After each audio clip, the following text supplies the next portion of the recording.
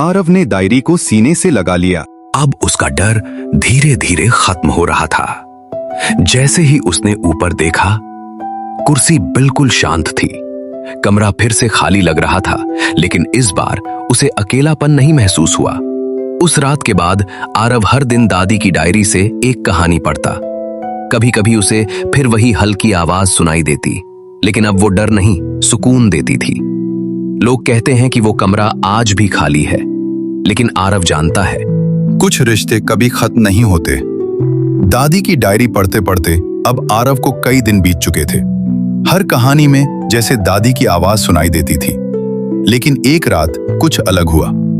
उसने डायरी का आखिरी पन्ना खोला, जो पहले कभी नहीं देखा था। उस पर लिखा था, अगर तुम ये पढ़ रहे हो तो समझो तुम्हें मेरी सबसे जरूरी बात जाननी है।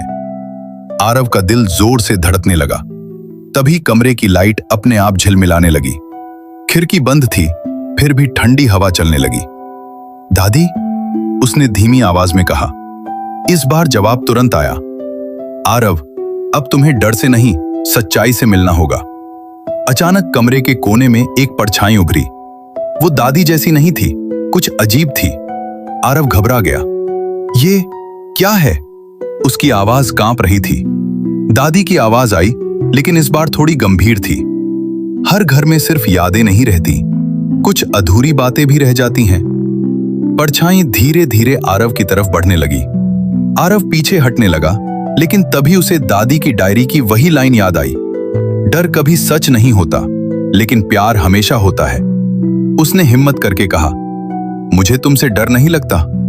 जैसे ही उसने ये कहा, परछाई रुक गई, फिर धीरे धीरे गायब होने लगी, जैसे वो सिर्फ डर से बनी हो। कमरा फिर शांत हो गया। शाबाश बेटा, दादी की आवाज अब फिर से नर्म हो गई थी। याद रखना, असली ताकत डर को भगाने में नहीं, उसे समझने में है। आरव की आंखों में हल्की मुस्कान आ गई। अब उसे समझ आ गया था कि दादी उसे सिर्फ याद नहीं कर रही, उसे मजबूत भी बना रही हैं।